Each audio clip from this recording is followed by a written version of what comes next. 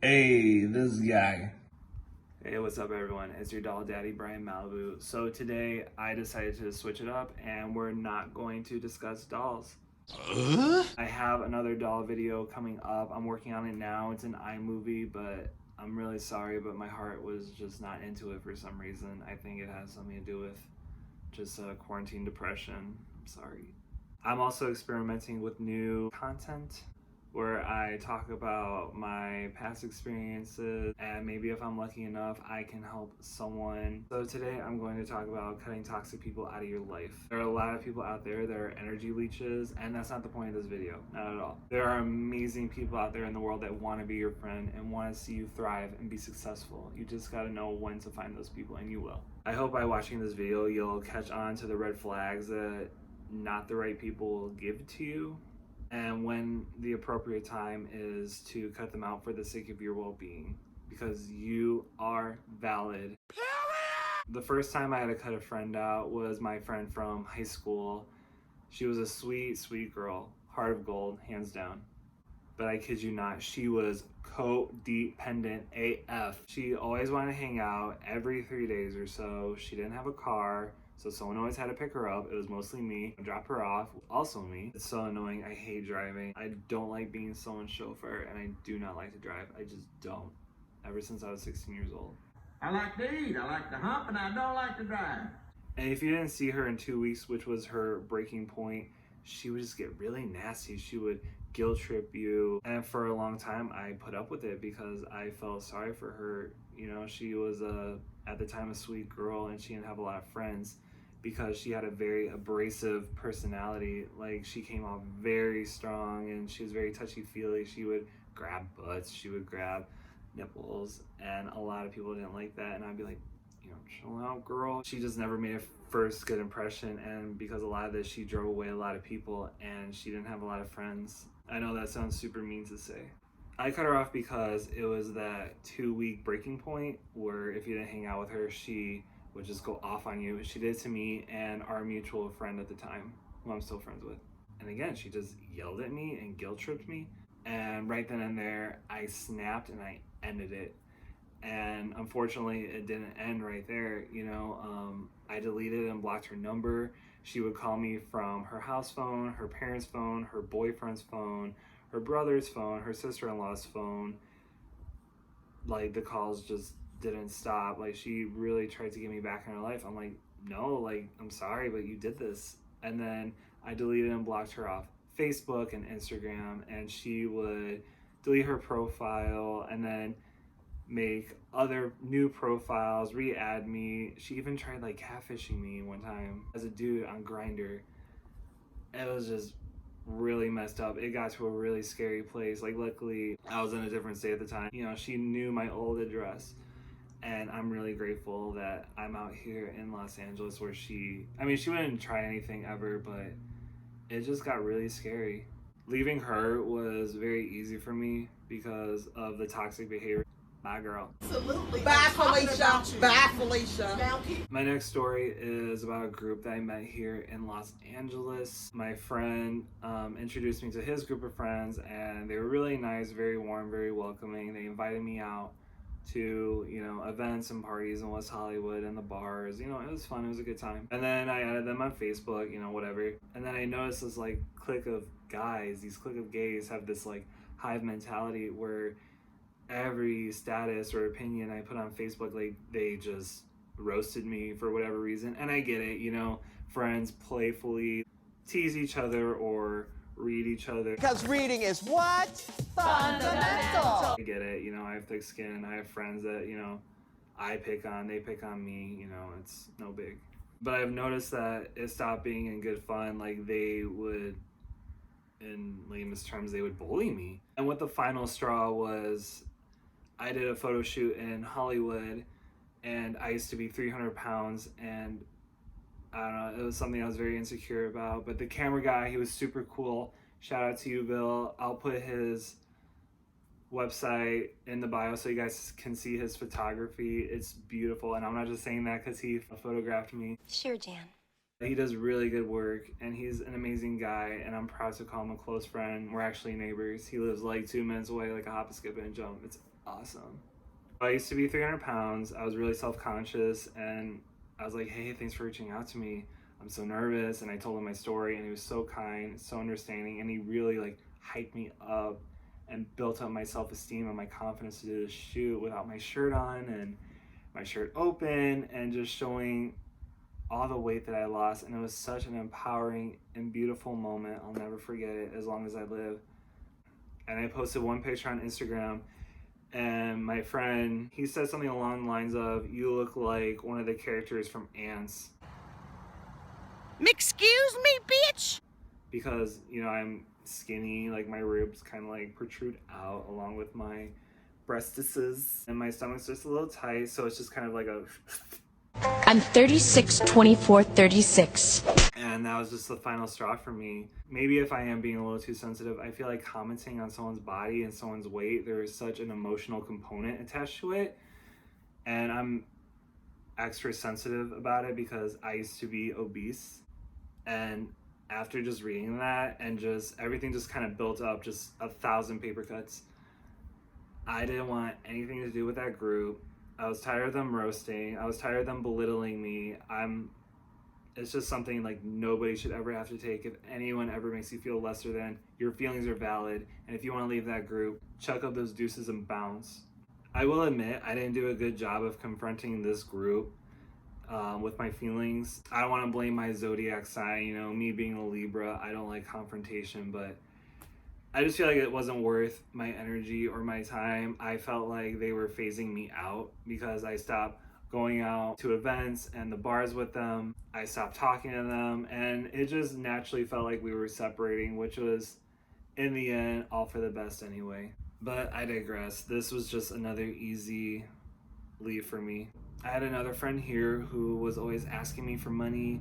He would always ask me for rides to his gigs. I hate loaning out money. I never give it. I watch my money like a hawk. You know, I live in Los Angeles, man, and you know, it's not cheap to live here, and I got bills and student loans, the whole nine. It was the 4th of July. He really wanted to go out to this party with this like bi dude he's been like messing around with and just begging like, hey, let's go. So I was like, okay. I got off work early. My manager, you know, let us all out. It was dead. It was 4th of July. He's like, go out, have fun.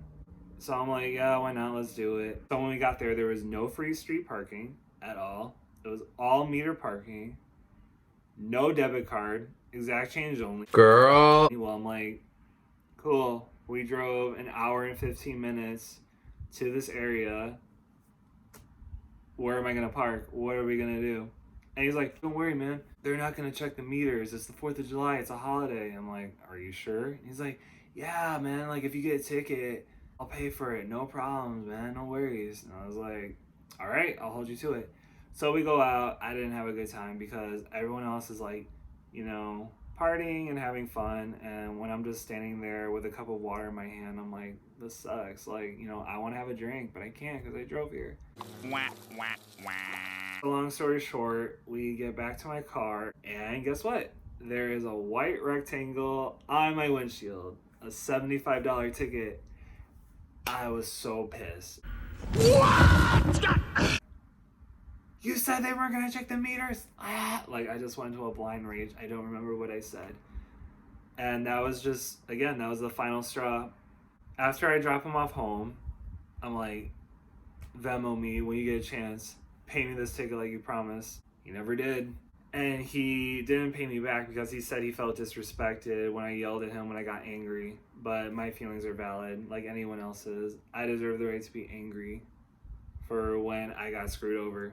In hindsight, I ignored all the red flags because I thought I owed him. He helped me move out here to Los Angeles with an apartment, a friend that he used to have, but he drove that friend away, which almost made me lose my spot at that apartment. Like, I had to beg the guy, like, please, like, I'm not like him. It was just a mess. But I never got the money, so that was an easy bye, Felicia. I saved this one for last because it was the hardest friendship.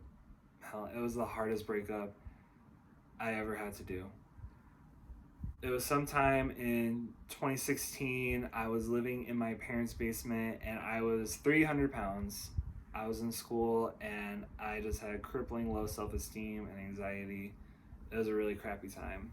I felt like my life had no direction and I was very unhappy. And then I got a friend request from this very handsome and toned man from New York City. He was very charming, very friendly, but at the same time, he came off very eager and very strong. And that's what I've noticed about Geminis. They come off very kind and very intensely, like they just want to be your friend right now, which isn't a bad thing at all. So we get to know each other, and I'm slowly but surely like looking up to him, admiring him. I'm like, wow, this guy is like really cool. He's a gorgeous and successful gay man in New York City. Over time, I told him about my anxiety, my depression, that I was in school full time to get my bachelor's degree, which I got. And I was seeing a therapist, and I was living in my parents' basement at 300 pounds, man. I thought for sure he was gonna, but he was just so very understanding, and he was so supportive and cool about it. He would FaceTime and call me whenever I needed, advice on something or just a smile when I was feeling depressed. Back in the day when I used to draw illustrations and cartoons, I would send it to him and he would just, I'll never forget, he praised the ever-loving hell out of them like a real, genuine good friend would.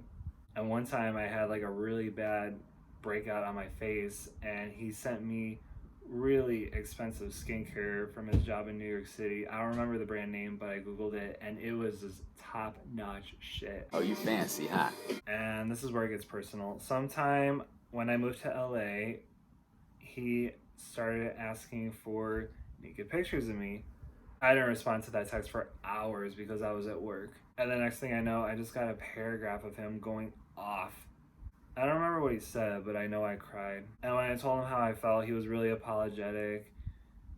And he assured me that it wouldn't happen again. In defense, this like nude picture request wasn't all his fault. And it didn't just pop up. We would flirt in like a friend way, I guess, even though he had a boyfriend at the time.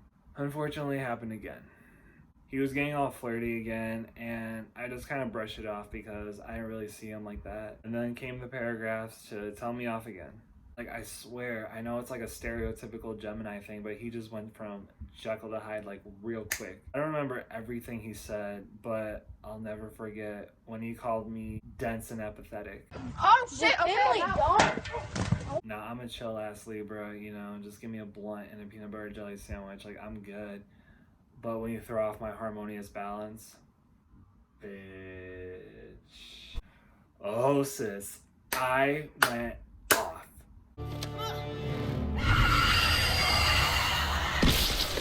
My intelligence is something I'm very self-conscious of.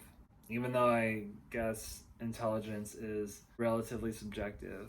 And it's one of the reasons why I went to college. Growing up, I was always seen as stupid for my learning disability, which is why I'm really self-conscious about it. So when I was going off on him, he was just saying, oh, I'm so sorry. Oh, I would take back all the flirting if I could. Like, oh, I didn't realize that you were just shifting away from me when you were feeling awkward. I see that now.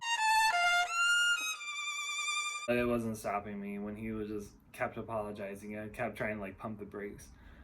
I got in one more thing. You are a grandiose narcissist with little to no sense of self. And then after I said that to him, he said that I was belittling him. But when he told me that he was belittling me by calling me dense and apathetic, he said that I didn't say you were dense and apathetic. I said you were acting dense and apathetic. Listen. And then I told him we shouldn't talk anymore. And then he tried to convince me, no, like, let's just wait this out. You're a great friend, and I've always been there for you, and I'll always support you no matter what. Just please, just wait this out. I was like, all right, like, we're in the heat of the moment. Let's just go to bed and then pick this up later.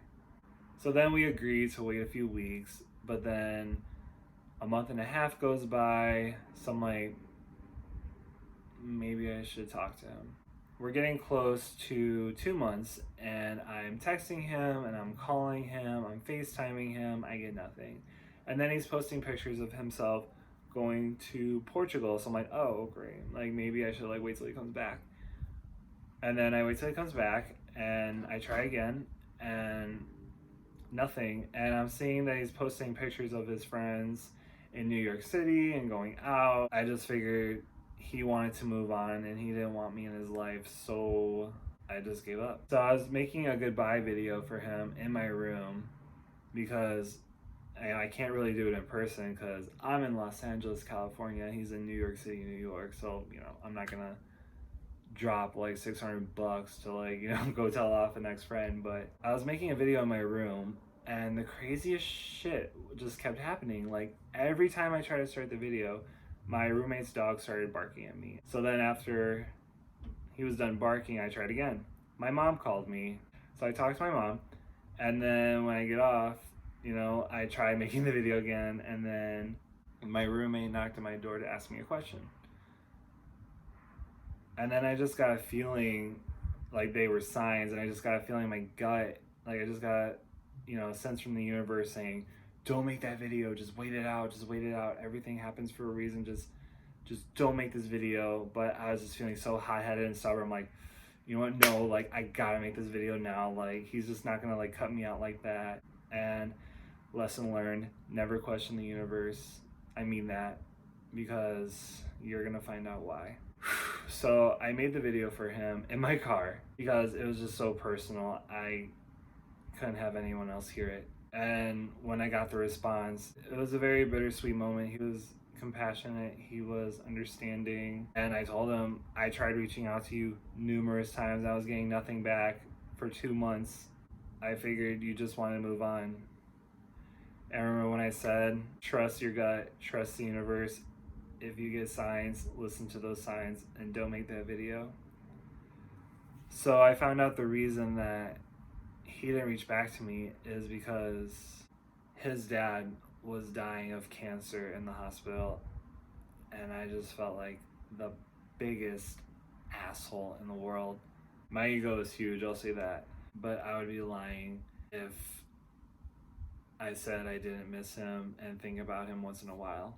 Don't get me wrong, the guy can be a dick, but before I was in therapy, he pulled me out of a dark place and gave me hope that I can thrive in a metropolitan city and live, you know, that fabulous gay life that I always stupidly admired. Man, that video was a trip.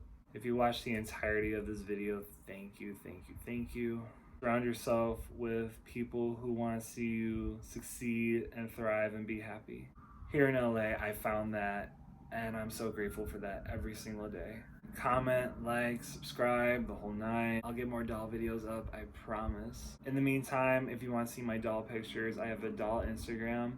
My doll Instagram is Brian_Malibu. I know this video goes outside my brand, but I felt it in my gut that I had to make this video and share my experiences. Okay guys, that's it. Until next time, peace out, Girl Scout.